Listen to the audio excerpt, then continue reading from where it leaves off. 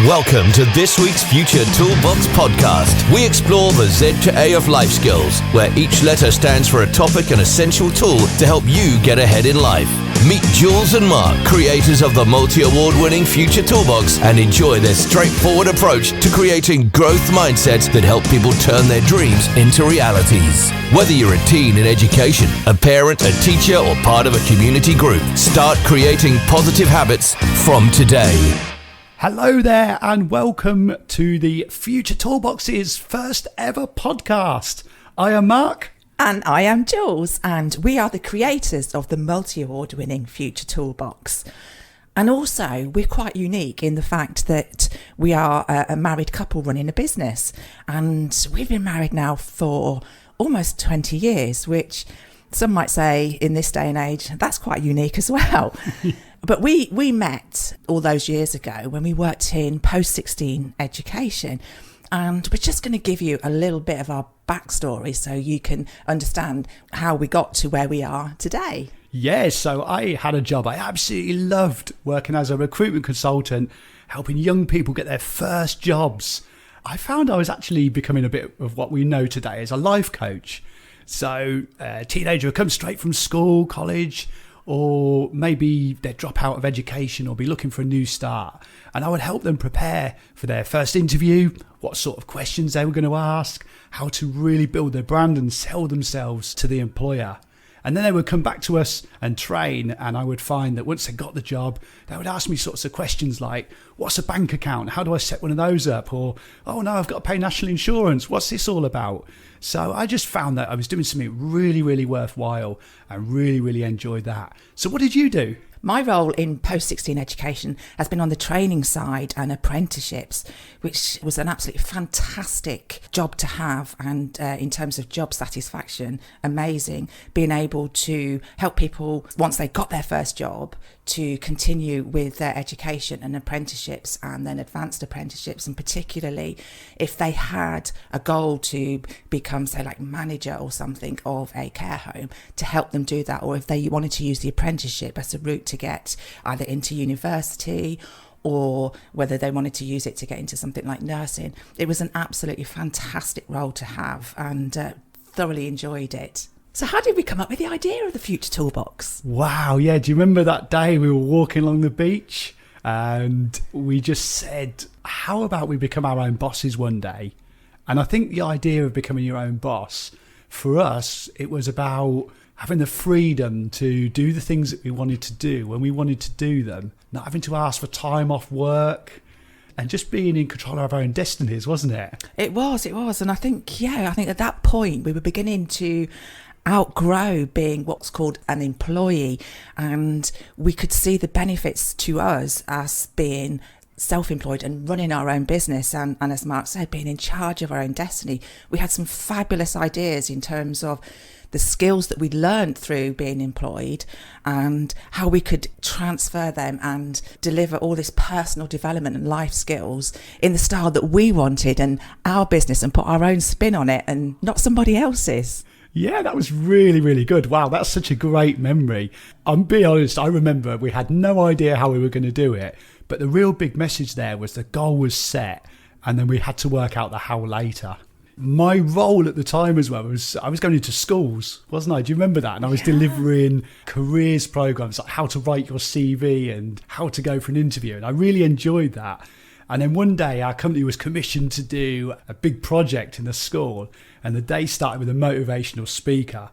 And I remember being really, really captivated by this guy who was wearing yellow shoes and he had everybody eating out their hands. And I just thought, man, that is amazing. That is what I want to do.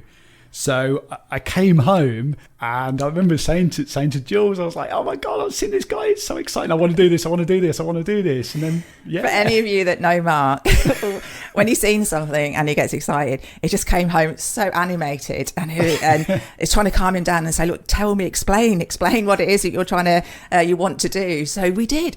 We sat down and I got this whole idea.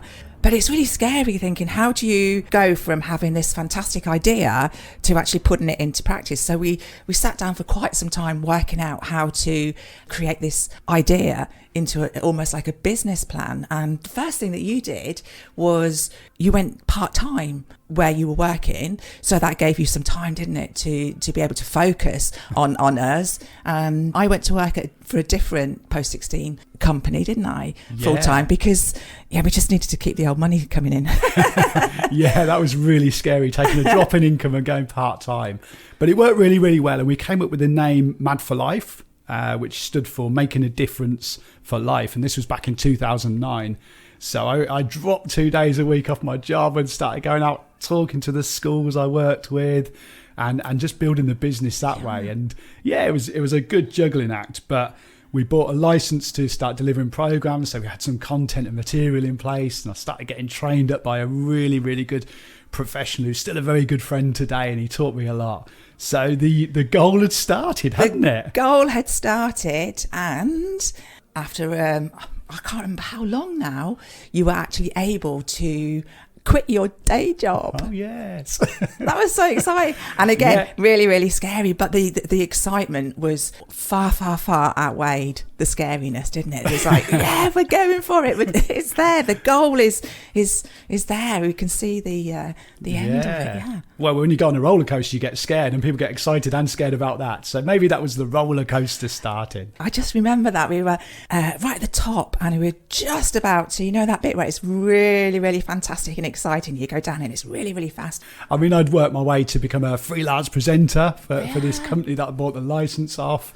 And I was getting school gigs everywhere, all over the country. So, driving up north, down south and everything. It was so exciting. Yeah, it was brilliant. Absolutely brilliant. And, life was great because I was working. You'd created this brilliant business. And we were literally being able to say, look, shall we take a few weeks off? Let's go here. Let's do this. Just exactly what we had planned and we're working towards, wasn't it? Yeah. For those first 3 years, certainly. And then what happened? What the hell just happened? Well, sometimes when things just are going really, really well and then they just trip you up. And we were having a lovely holiday. We booked a holiday to the Canary Islands and we'd gone to Fuerteventura. And on the second night there, it was around the time of the Olympics. We just watched Mo Farah win the 5K.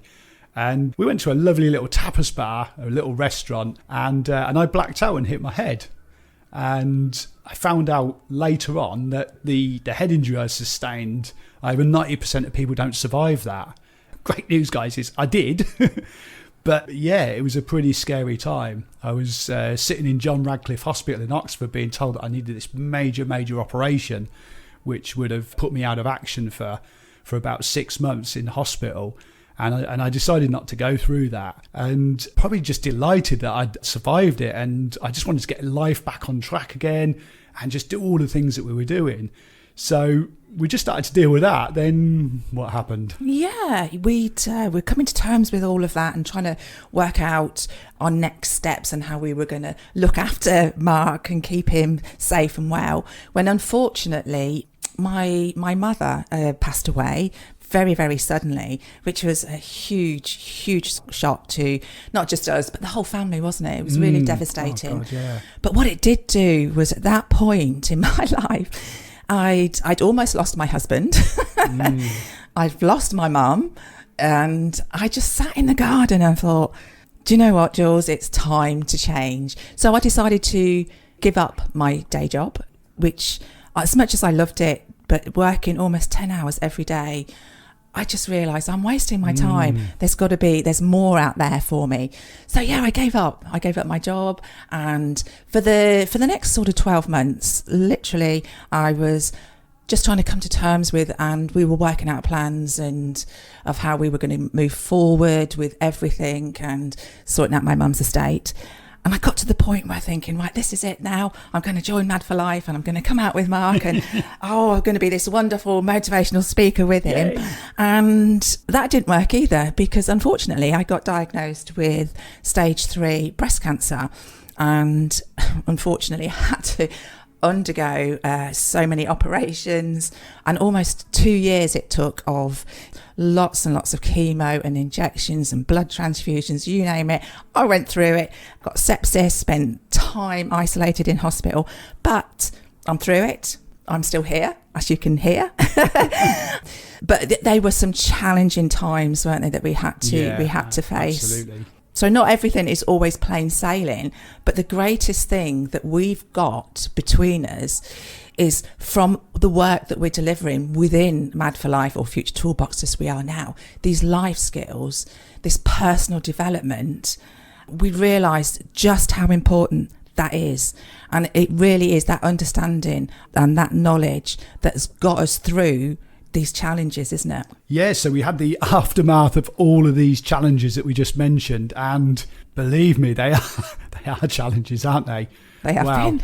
That was some journey, and I'm sure over these podcasts we'll refer back to those. But let's leave the brain injury, breast cancer, and bereavement behind, because we just wanted to get our lives into a position where we could go back to that original goal of being in charge of our own destiny. We did. Yeah. So, again, we went back to the drawing board and sat down and got this plan together. But should we just tell them exactly what the Future Toolbox is? That's a really good idea. What is the Future Toolbox? So we are now a personal development company run by Mark and Jules, by us, the creators. And we are multi-award winning. And we've won business awards from the Northamptonshire SME Awards. But what do we do? So we empower young people, families and communities, and we help people with the skills to equip them to cope with life challenges. So how to set yourself a goal and achieve it, how to create positive habits and growth mindsets. And what about our Z to A of life skills? Yeah, we are going to share with you our Z to A of life skills over these podcasts that we're going to be putting out to you. And what we're going to do, there's going to be a theme each time, and we'll pick a letter and a topic, but it's not going to actually go in the Z to A order. So you're going to have to listen out for those. But what is the main focus of the Future Toolbox, that what we deliver within workshops? Yes, so our main focus is on resilience, building a life for the future, creating growth mindsets, setting your goals and achieving them, and self-motivation. We actually even have a program where we show students how to make revision and study easy and fun. We did say that, didn't we? Yeah, to be honest with you, it's brilliant when we say that, because they all look at us as if to say, no, you can't do that. Study is not easy and it's definitely not fun. But by the end of the workshops, they realise that actually it can be fun. So what's one of your favourite programmes that we deliver?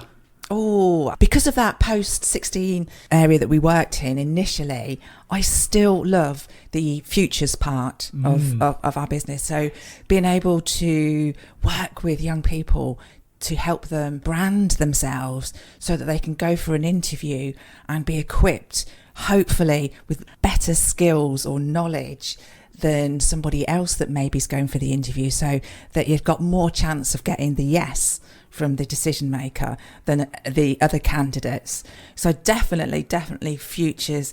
And mindsets with that futures of being focused on what it is that you want to do, how you're going to get there, because that's the other thing. Sometimes they'll say to us, I want to be a whatever, but they haven't actually worked out a plan of how they're going to get there. So for me, it's still working with young people, helping them create and get the future that they deserve. What about you? What's yours? Yes, I love that one you just said. That is one of my favourites too. But I'm going to pick the growth mindsets programs that we do. And there's a part in there called the compound effect. It's all about the small habits, small, insignificant things that you do every day that build up to the big results. And I remember the first time we heard that, we heard another speaker talking about these little things that you do that you don't notice every day. And we put this into our programs, not just with the teenagers in schools, but also with adults. I love this when we're working with a community group and we're getting people to think, what could you change today? So I'm going to ask people to think about this while we're talking. You know, if you was to eat, say, like, a fast food takeaway burger today, and you think about that might taste nice for a few minutes, but ultimately you're not going to put any weight on, are you? You're not going to change your health or your habits just by eating that one burger. But if you was to do that every day for the next 10 years, it's going to have an adverse effect on your health, your fitness, your waistline, of course, and it could lead to long-term health issues. if you were to eat one banana or one piece of fruit or one, your 5 a day today, it's not going to instantly make you fit and active overnight. So it's always little habits. And we put that into the growth mindset program. So while you're listening to this bit here, we will talk more about this on a future podcast, but think of a little habit that you could create, a little positive habit. And that is definitely one of my favourites. Yeah, it's a habit that you could create, or maybe it's a habit that you want to change. So as Mark just was talking about food, maybe something like, instead of having a 3rd or 4th cup of coffee for the day, maybe have a glass of water instead. And that's something that personally, making sure that you're hydrated through water as opposed to coffee and tea, has made a massive difference to me, and it makes me feel so much better. So that was a habit that I just changed. I used to have a cup of tea at sort of 5 o'clock in the evening, but from now, I just drink water in the evenings, apart from the odd time when possibly we might go to the pub, and then it's... Shh, don't tell them that bit. So that gives you a little idea what the Future Toolbox is all about. And we're really, really excited about sharing some of these tools with you on this podcast. We are Mark and Jules, as you know. We've come a long way on our journey. And when we go back to the early days of seeing motivational speakers, I used to see a lot of people that were really, really out of touch because, maybe there was millionaires, celebrity lifestyles, and I could never aspire to be those types of people. So what we want to do is sharing our tools, real stuff from real people, and that's who we are. We are real people. We have real goals. We're not Ferrari driving, private jet setters. We do like to get on a plane and travel the world. But I'd love my own plane. I'd love to be able to fly. It be great, wouldn't it? We are real. We're not celebrities. Maybe we might be local celebrities. I don't know at all. But this is the Future Toolbox, and we will be sharing these tools, won't we? We will indeed. And just a little thing out here for you guys listening, that if there's a particular topic or something that you want to find out more about, or you want us to cover within these podcasts, please do get in touch with us and let us know, and we'll do everything we can to try and accommodate you. But the big question is, Mark, how do they get in touch with us? I love that, a bit of audience participation. Yes, so you can get in touch with us on our website, which is futuretoolbox.co.uk. We also have a blog where all these tools will be going live.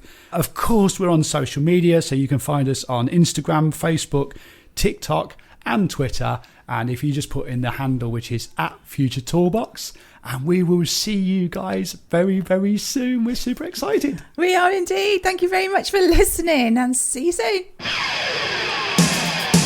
Thank you for joining us for the Z2A of Life Skills with Jules and Mark of the Future Toolbox. Don't forget to head over to their website, which is futuretoolbox.co.uk, where you can find lots of free resources, plus a host of books in the store, as well as subscribing to the membership site. Follow Future Toolbox Instagram, TikTok and Facebook @Future Toolbox, and subscribe to their YouTube channel too.